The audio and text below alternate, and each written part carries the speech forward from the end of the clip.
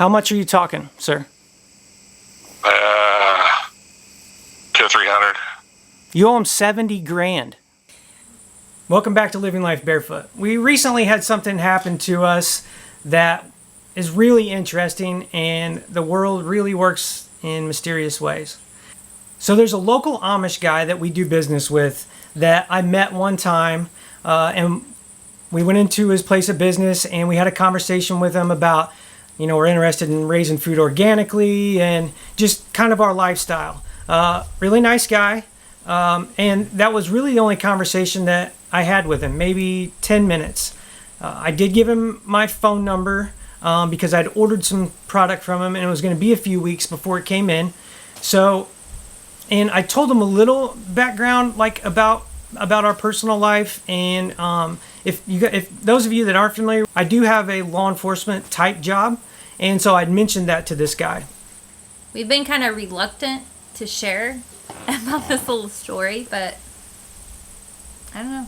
It's kind of crazy. It is crazy. It's kind of fascinating. So, I mean, as you might imagine, we're like, I don't look anything like an Amish person, right? So for this Amish guy to trust me, I guess, and just kind of open up to me and tell me this crazy story that happened to him, I just find that, the world just really works in mysterious ways. So yeah, why did he choose you to confide in about what happened to him, right? There's no reason.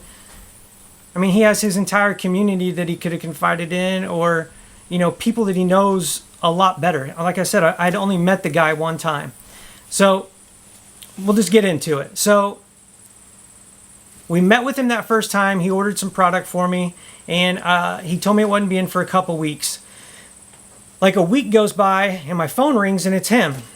So for those of you who maybe aren't as familiar with the Amish, they have phone booths set up in their rural community that they kind of share communally. So anyway, I had the number programmed in my phone, and so the guy called me, and he said, I want to share a story with you, and I want to ask for some advice on what to do. So about a year ago, or about a year and a half ago now at this time, and this is how he explained the story to me. An English person came in and ordered some stuff from him and paid for it in check. And it was a large amount of money. It was in the almost $10,000. So my Amish friend doesn't live close to town. He lives a long ways from town. So he doesn't get to the bank every week to deposit these checks. So the next week, the same guy comes back, orders another $10,000 worth of stuff, writes a check. This happens for 4 or 5 weeks in a row before my friend goes to the bank to try to cash these checks. Now by this time it was 50 grand worth of checks, and when he took them to his bank to have them processed, they all bounced. So the following week, the guy comes back, and so my friend confronts him hey, there's $50,000 worth of checks here that are no good. So the guy gives him this big story about how he had an aunt that passed away, and he's getting ready to come into a big inheritance, and that he's sorry for the misunderstanding, but he'll make it good once he gets his inheritance. And can I please just have another load this week, and I'll write you a check. Well, my friend's the checks are no good. So instead my friend gave it to him on credit. So by the time the guy leaves, the English guy leaves this trip, he's about $70,000 in to basically being defrauded. So the guy leaves and never comes back. So my Amish friend tried to call him many times. The guy ended up blocking his phone number. He couldn't get through to him. So by this time, he's not accepting the Amish guy's calls anymore. And the guy lives about a 2.5 or 3 hour drive from my Amish friend. So there was no way for him just to go to his house and, confront him basically. And he had bills coming due that he wasn't going to be able to, pay for his bills. He wasn't going to be able to make payroll to the people that work for him. So he had to borrow money from a family member to cover this huge debt now, basically at this time. Okay, so fast forward, a year goes by, and the Amish guy calls me asking for advice. And I tell him, and you got to take this to the authorities, you got to prosecute him. And so he had called in that year's time when he hasn't done anything with this, basically. He's just in hopes that at some point this guy will come back and start giving him money. He's talked to other Amish people that are in the same business that he's in. And come to find out, this guy had done the same thing at like 4 or 5 other Amish and or Mennonite businesses for a total of over $100,000 that he'd ripped all these people off. So he's asking me advice on what to do. I'm like, you got to take it to the authorities. And he said, that's, in the Amish community, that's not something we believe in.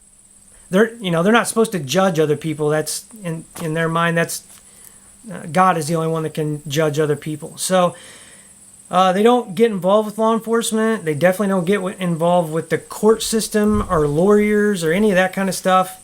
So he said, he wanted to talk to some of the elders in his community. And he called me back a few days later, and he's like, hey, I've had a chance to talk with them, and it's just not something we feel comfortable going forward with. So his main concern was he didn't want the guy to go to prison because he felt bad that the guy wouldn't be there to like raise his children, right? So this guy's main concern was the guy that defrauded him's family and kids instead of his own well-being. So they didn't want to go that route. So the other thing that he was concerned about was this guy defrauding other people, basically scamming other people. So he asked me, is there any way we can like get the word out and advise other people that this guy's out there and to just be aware? So I said, oddly enough, I asked him if he knew what YouTube was and Facebook and Instagram and that stuff. And he said he was aware of what it was, but not really how it worked. So I said, well, me and my family have a YouTube channel, and we could share a story. Yeah, we could share the story on YouTube and, put the guy's name on there, who he is, the business name that he operates under, and we could share the story that way. And then, people would share the videos around, and, everybody in our community would be made aware eventually. We could share it on Facebook, Instagram, and YouTube. So he said that he would be fine with that, but he wanted to give the guy an opportunity to start to make it right, basically, to come to him and start, making it right and, paying him what he owes him.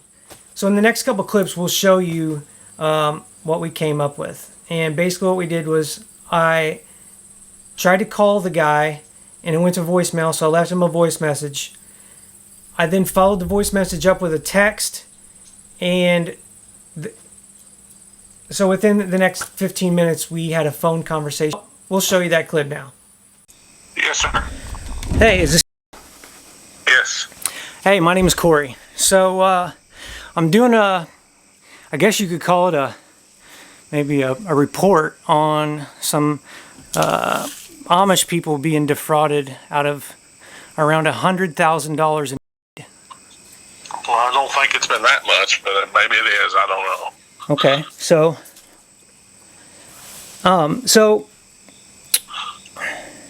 how you say that you plan on paying him back? Like, how do you plan to do that when it's been well over a year since the last time you had contact with my friend?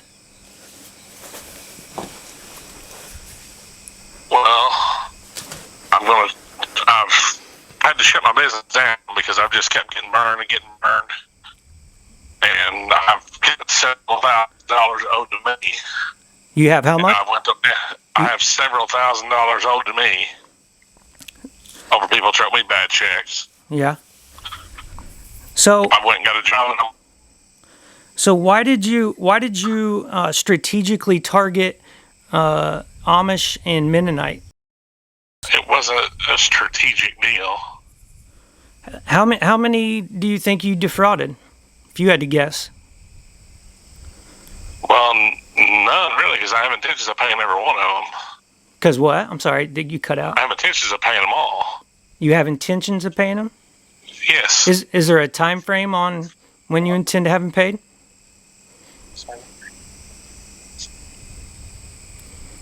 Do what? Do you have like a time frame when you project you'd have them paid? In the next 6 months to a year. In the next 6 months to 1 year? Yes. How come you cut off contact with when he tries to call you? It goes straight to voicemail. He tried to call me, and I couldn't tell you when. Do you know how much you owe? I ain't got a clue. So if I said $70,000, would that ring a bell? I wouldn't think it'd be near that, but I mean, I guess it's possible. I have all the checks that bounce, and I have all the statements. And then there's at least 4 other Amish or Mennonite you did the same thing to. There's one more I'm gonna reach out to tomorrow that I think you got them for a few thousand.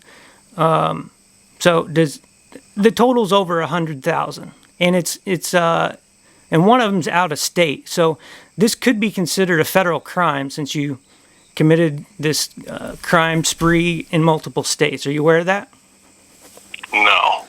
Are you aware that what you did is a felony in Illinois? No, I'm not. Okay. Well, just so you know, we have a huge YouTube channel. We have a big following on social media, and if you had been like trying to make payments, giving them $100 here and there or whatever, I could see maybe you saying, "Hey, I'm trying to get them paid back," but you've made 0 attempt, and the last time you talked was in April of 2023. So it's been almost a year and a half. Okay, let me tell you this. How about this? You give me till I get paid next week, and I'll send him some money. How much are you talking, sir? 200 or 300. You owe him 70 grand. I don't know. Do you have anything? I need to call and talk to David about this. No, I don't think so. So he was concerned mostly about the well-being of your kids, because when he brought this up to me, I said you need to take this to the authorities and have him prosecuted. And he has such a good heart. He was concerned that your boys would grow up without their dad because their dad would have to go to prison. So that's the kind of man that you stole $70,000 from. Somebody that's worried about your children over his own well-being. That's the kind of man that you did this to.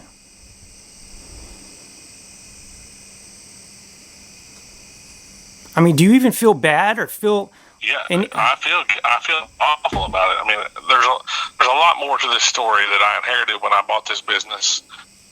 Put me in position quicker than I thought of stuff that I didn't even know. I inherited this business. You're cutting out real bad. That last thing you said I couldn't hear. I inherited a lot of debt from Okay. which in return caused a lot of this, and then I've had a lot of bad checks written to me. And I'm gonna tell you what I'm gonna do if you'll give me a chance, and I'll get him paid, and I'll get every other one of them paid. Yeah, I mean, my main concern, but then what you do after that is on you. But well, I'm gonna tell you what, if this conversation can stay between me and you and whatever you say, and let's not just bash my name through the mud, I will get him paid. I mean, so how are you going to do that? Like $200 to $300 a month until it's paid? Is that kind of your plan? No, once I get some time at this job, then I can go to the bank and take a mortgage out on my home to get the money to pay him.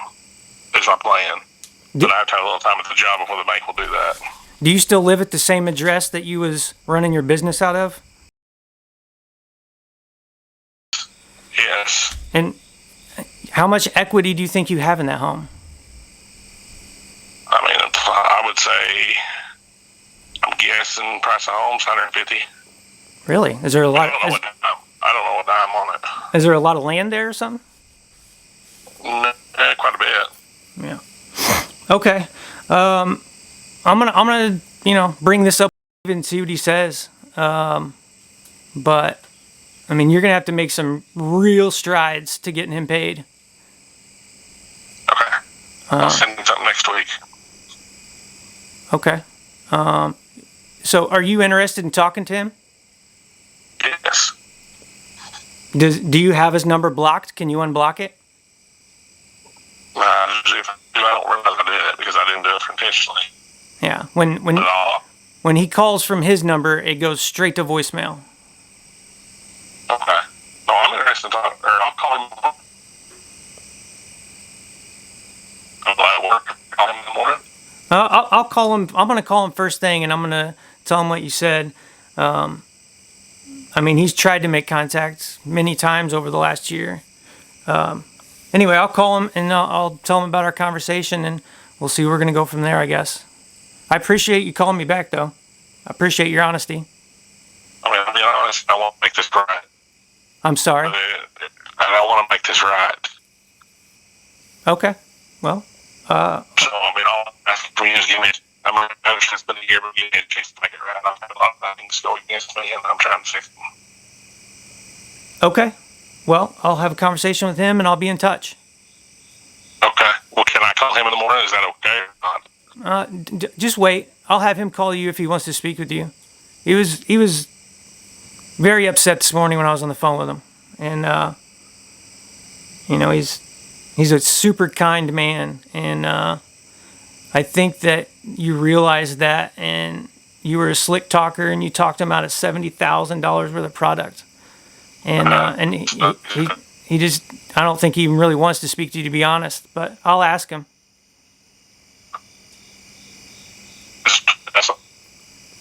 I'm sorry, your phone was cutting out?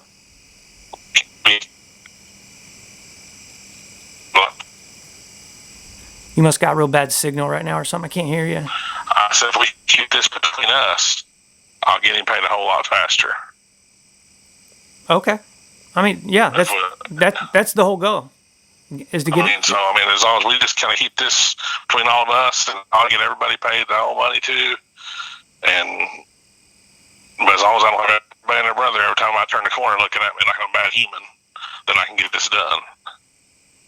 I understand what I did is wrong, it's bad, and I'm going to make it right. All right. What else? Is there anything else I missed? Who does anyone else know that you did this? I mean, I don't guess, no. So, I mean, you did this all on your own? You didn't have a business partner or anything? No. So, surely your wife and your family know, right? Well, my wife does, yes. Okay, so this isn't going to be a big surprise there? This wasn't an intentional deal. So what you're telling me is you're going to put all this on YouTube? No, what I'm telling you is I want my friend paid in whole. I'll get him paid. Okay. Well, if you'll work with me for a little bit, I'll get him paid. Okay. Yeah. But to be honest, if you string me along very long at all, like I have zero tolerance and for it. I already got the video filmed, so it's ready to post. So if you string me along too much and you dick it around, then I'll just post it. I'll send him cashier's checks every week or every 2 weeks. Okay. I appreciate your time. I'll call you tomorrow if he wants to speak with you. All right. All right. Bye. Bye.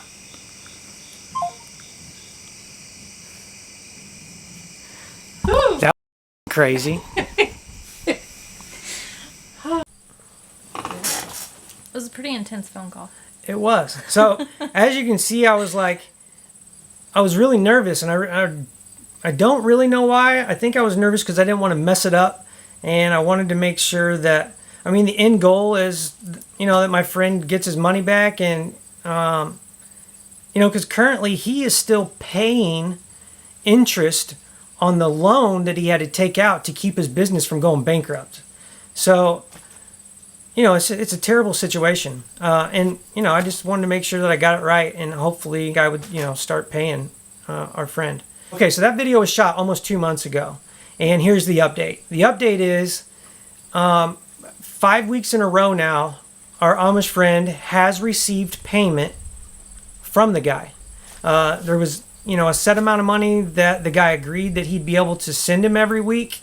And so far, I get a phone call from the Amish guy, every Tuesday morning, and it's always the same thing. He says, "Good morning, Corey. How are you? It's a beautiful weather today."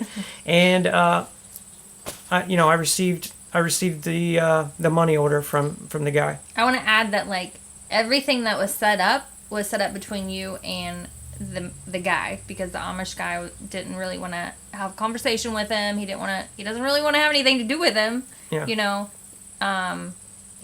He's fearful that the guy will take advantage of him again, and Yes. So Corey has actually been speaking with the guy, got everything set up, brokered the deal basically. But, yeah. And so far it's working out. So like you've seen in the clip, I promised him as long as he was paying our friend that we would never make it public who he is.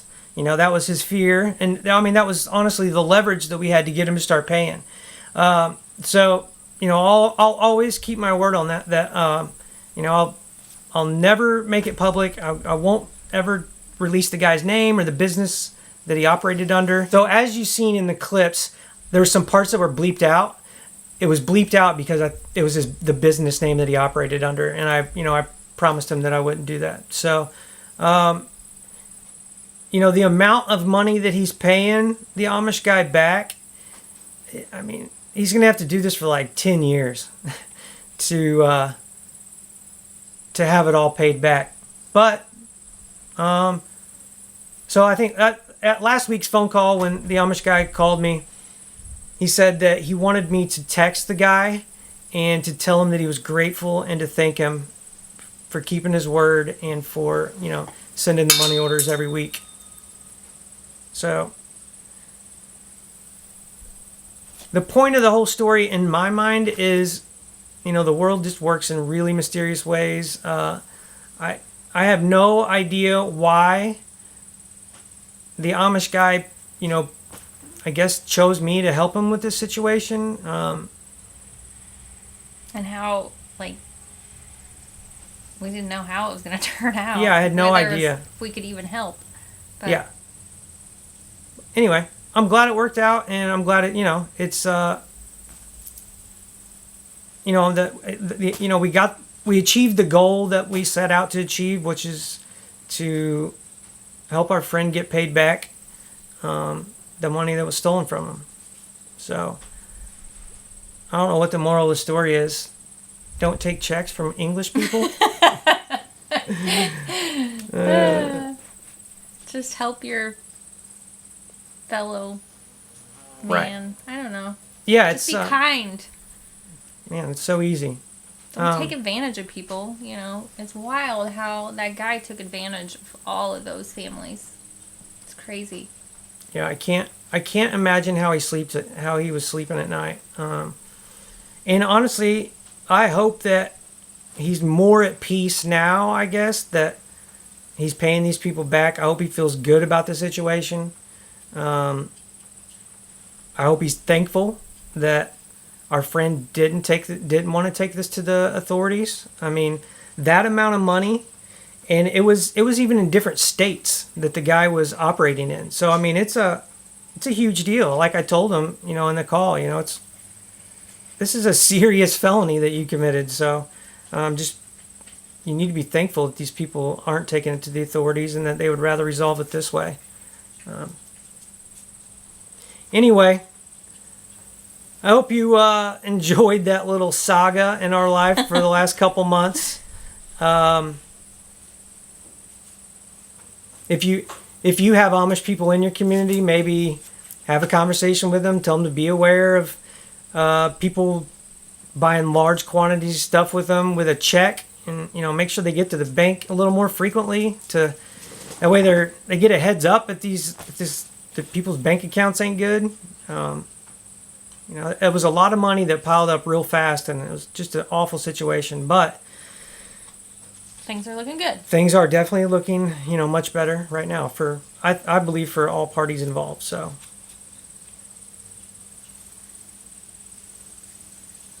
anyway, thanks for watching Living Life Barefoot. It's a different kind of video we did.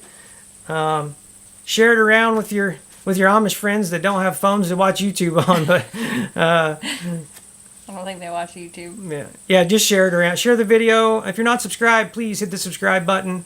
Make sure you give it a thumbs up. See you on the next one. Bye.